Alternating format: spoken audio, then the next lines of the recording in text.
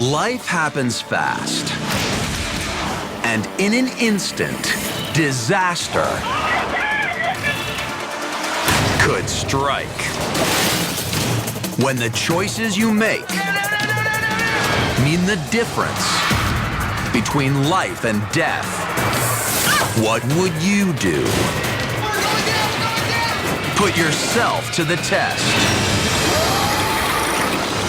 and see if you have what it takes to stay alive. Would you do or die? It's not just some distant threat dreamed up by sci-fi writers. Every day, Earth is bombarded by up to 150 tons of rocks from space. Most no bigger than a grain of rice. But as scientists are well aware, it's only a matter of time before the big one hits. It's a cold February morning in Chelyabinsk, Russia, and residents have no idea that a threat capable of turning the entire city into a wasteland is hurtling toward them at nearly 40,000 miles an hour. It's a meteor. Heating up to 3,000 degrees, hot enough to melt steel, the rock explodes.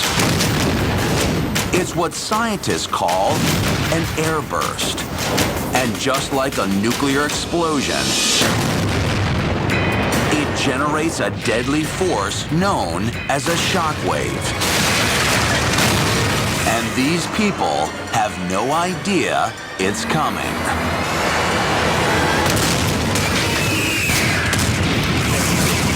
Several minutes after the blast, the shockwave tears through the city. Now, you're stepping into its destructive path. You're caught out in the open. Buildings to your right, trees to your left. If the blast of a meteor airburst was racing toward you, what would you do? A. Lie down in a gutter. B. Duck and cover next to a building. Or C. Brace yourself behind a tree.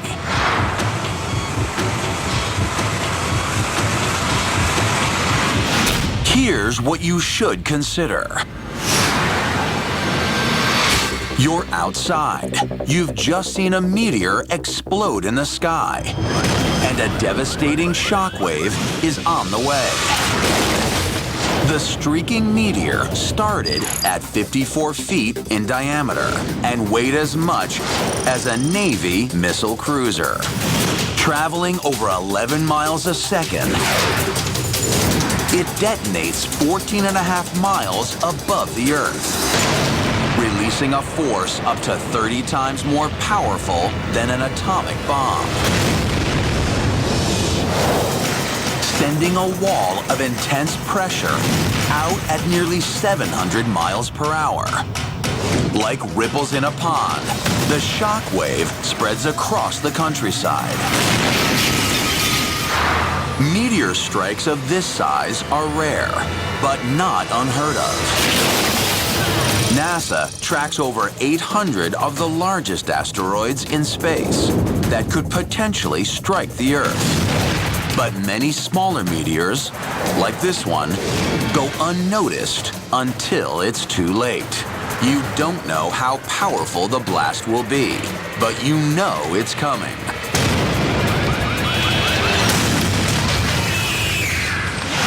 Make your choice. A. B. Or C.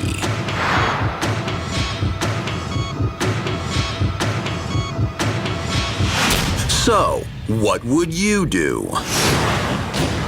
With the blast on its way, you may choose to huddle up next to the safety of a large, strong building. After all, duck and cover is a lesson that's been ingrained in Americans for decades.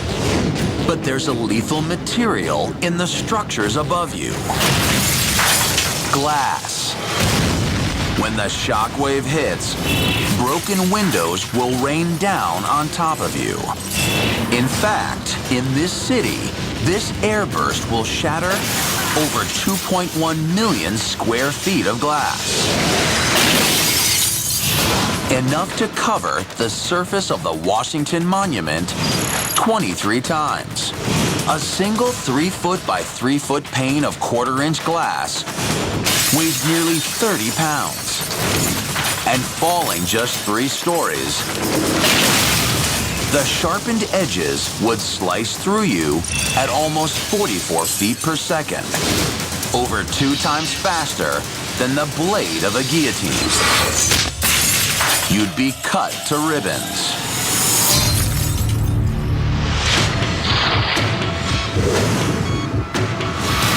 So if crouching next to a building means being chopped to pieces, maybe you'd be better off bracing yourself behind a tree. In 1908, a giant meteor airburst rocked the remote Siberian wilderness near the Tunguska River in Russia.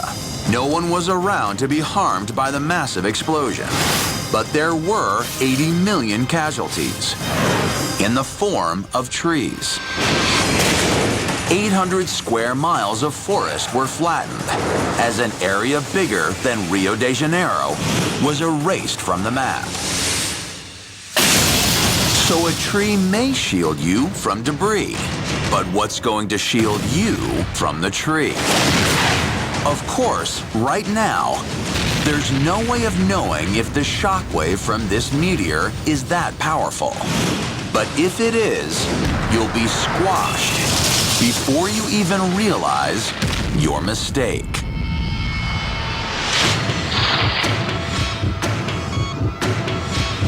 So what should you do? If you want to survive the shockwave of a meteor airburst, your best option is to lie down in the gutter. First, look for a sidewalk curb facing away from the oncoming pressure wave. Since it probably won't line up perfectly, point your feet towards the blast.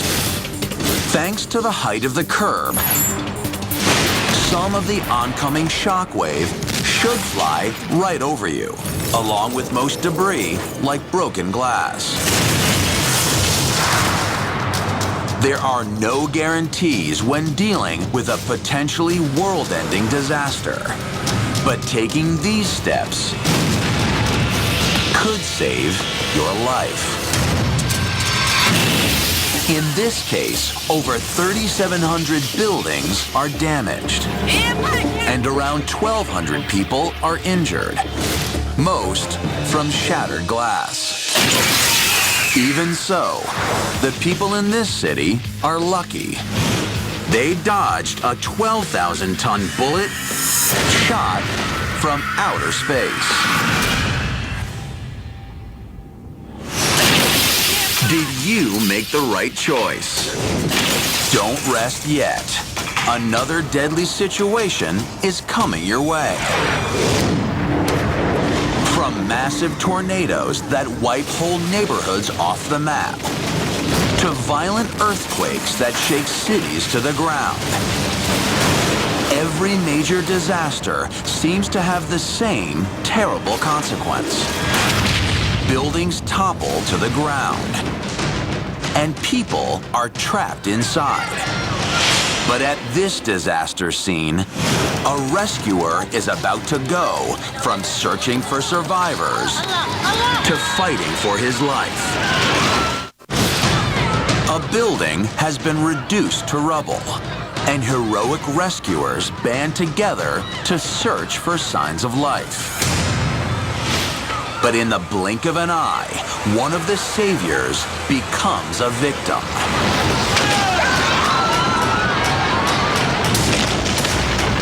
Concrete and rebar rain down behind him. And now you too are in the core of an obliterated building.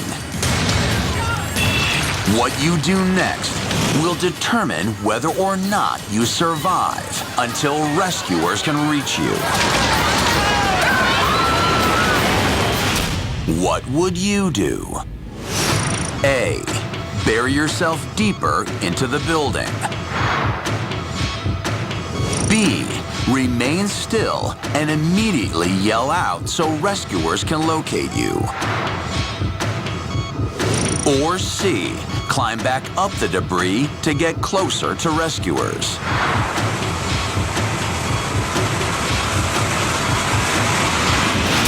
Here's what you should consider. You've fallen 15 feet into a collapsing building. Loose concrete teeters above you, and at any moment, the crumbling structure could bury you alive. At the bottom of the pit, the air is so thick with dust, you can barely see.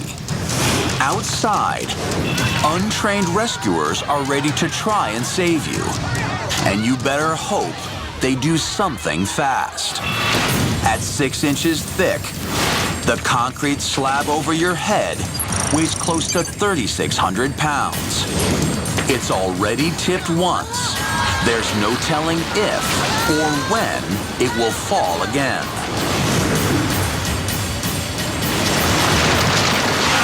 Make your choice. A. B.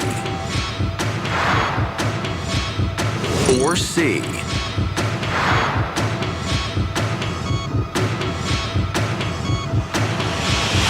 So what would you do?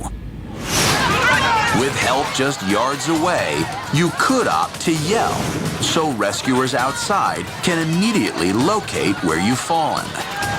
But would this just make your problems worse?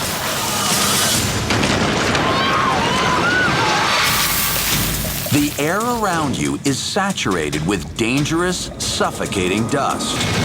Dense, non-organic particles, like pulverized concrete, can travel deep into your lungs.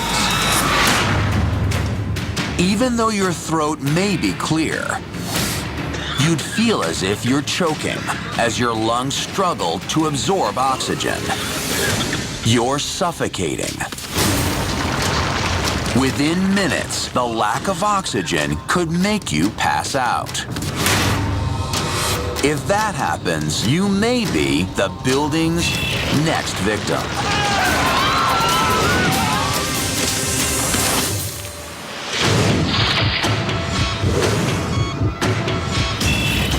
Since immediately yelling out won't work, maybe you need to take matters into your own hands by climbing up the debris to get closer to rescuers. After all, you want to give them the best chance of saving you. But the structure around you is totally compromised. Trying to climb the unstable rubble could jostle it loose, continuing the collapse. Plus, as the amateur rescuers rush to your aid, they'll add their weight to the wreckage of the building. Like snow on top of a mountain, it only takes a small disturbance and the whole thing will give way. Only this avalanche isn't snow, it's concrete. And your biggest threat? That giant slab teetering above you. Falling just 6 feet, an 8 by 6 foot slab of concrete that's 6 inches thick would hit with over 64,000 pounds of force. It's like getting slammed by a freight train. Try to climb the debris, and your chances of survival will fall, and fall hard.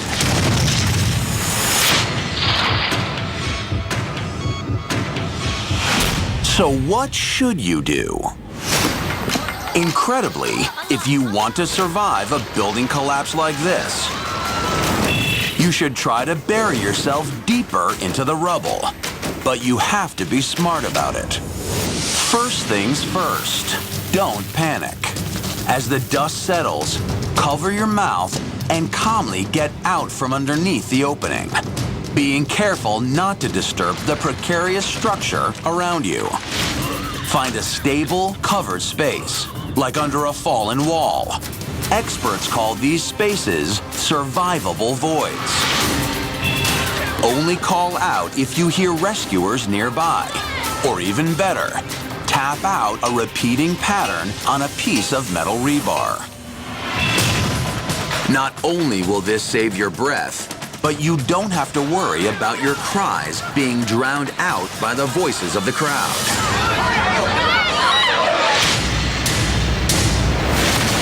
It's not uncommon for people to survive for as long as 4 days in collapsed buildings.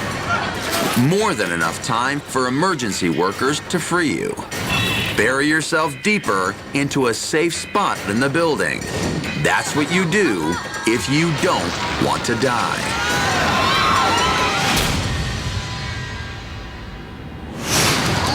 You've survived a crumbling building, but you're not in the clear yet.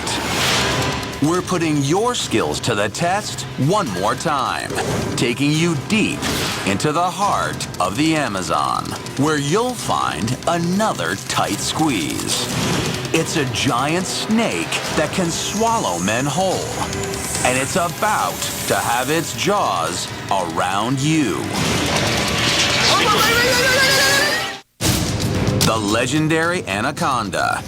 Pound for pound, the biggest, most powerful snake in the world. Today, police have been called to remove one from the center of a small town. 5 men take hold. But it's not enough.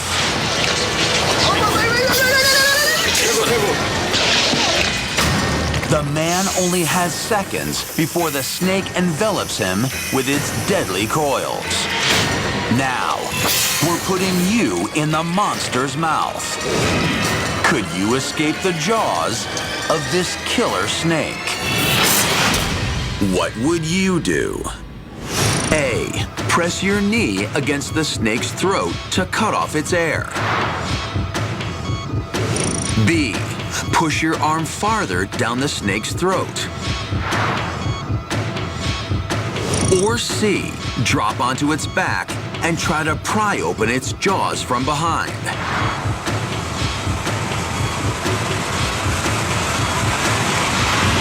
Here's what you should consider.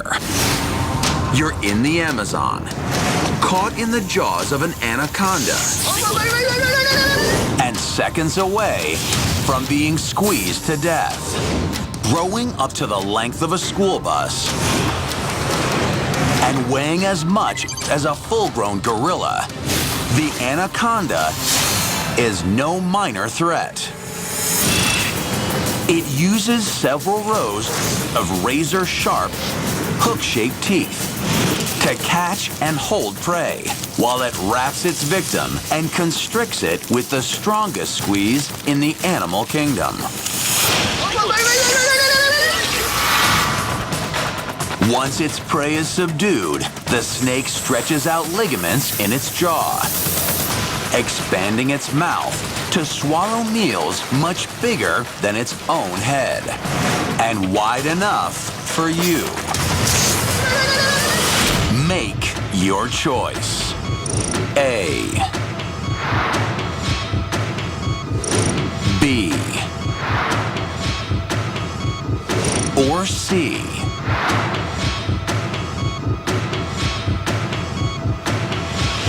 So, what would you do?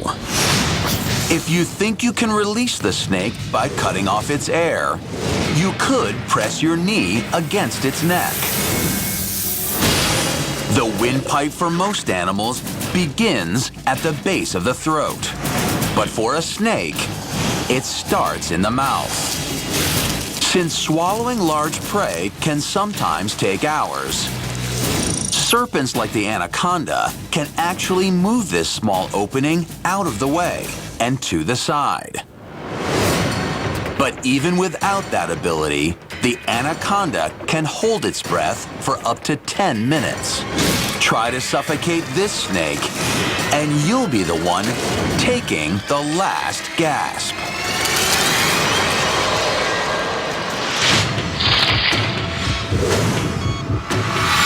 If cutting off its air supply could leave you breathless, you might try getting some leverage by dropping onto the snake's back and prying open its jaws from behind. But here's something you might not know. When attacked from behind, the anaconda instantly tries to protect itself by wrapping a coil around its head.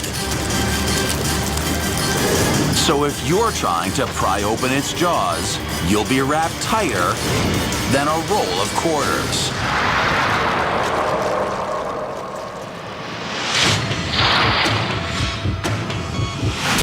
So what should you do?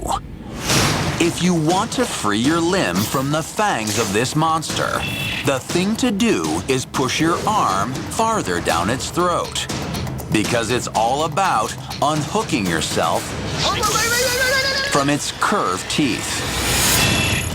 Once you detach yourself from the fangs, hold open its mouth and quickly and carefully pull your arm free. Knowing the snake's anatomy is what helped this officer escape. Push your arm down the snake's throat. That's what you do if you don't want to die.